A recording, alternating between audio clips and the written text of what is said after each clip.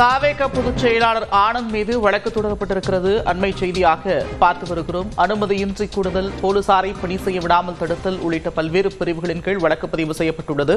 கூடுதல் விவரங்களோடு செய்தியாளர் பிரபாகரன் இருக்கிறார். பிரபாகரன், விவரங்கள். நந்தா, தமிழக வெற்றி கழக தலைவர் விஜய் வரும் 13ஆம் தேதி சனிக்கிழமை அன்று திருச்சியில் பிரச்சாரம் மேற்கொள்ள உள்ளார்.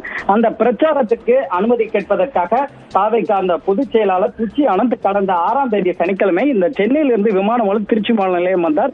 தொடர்ந்து திருச்சி விமான நிலையம் எதிரே உள்ள விநாயகர் கோயிலுக்கு சென்று திருச்சி, அரியலூர், பெரம்பலூர் மாவட்டங்களில் விஜய் பிரச்சாரம் மேற்கொள்வதற்கு காவல்துறையில் அனுமதி கேட்கும் கடிதத்தை கோவிலில் வைத்து சிறப்பு பூஜை செய்து சாமி தரிசனம் செய்தார். அப்பொழுது தமிழக வெற்றி கழகத்தைச் சேர்ந்த ஏராளமானோர் திரண்டனர். தாவேக நிர்வாகிகள் பலர் இந்த திருச்சி புதுக்கோட்டை சாலையில் கார்களை நிறுத்தி போக்குவரத்துக்கு இடையூறு ஏற்படுத்தியுள்ளனர்.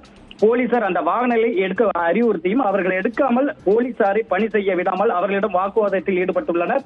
சட்டவிரோதமாக ஒன்று கூடி அவர்கள் பிரச்சனை செய்ததன் காரணமாக தாவேக பொதுச் செயலாளர் புச்சி ஆனந்த், திருச்சி கிழக்கு மாநகர மாவட்ட தலைவர் குடமுழுத்தி கரிகாலன், தாவேக நிர்வாகிகள் வெள்ளைச்சாமி, துளசி மணி, செந்தமிழ், மோசஸ் உள்ளிட்டோர் மீது சட்டவிரோதமாக கூடுதல், அரசு ஊழியரை பணி செய்ய விடாமல் தடுப்பது, அரசு ஊழியர்களின் உத்தரவை பின்பற்றாமல் நடப்பது உள்ளிட்ட 4 பிரிவின் கீழ் ஏர்போர்ட் காவல் நிலைய போலீசார் வழக்கு பதிவு செய்துள்ளனர்.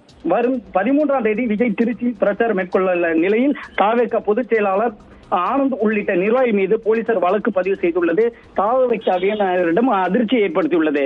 நந்தா, நன்றி பிரபாகரன் விவரங்களுக்கு.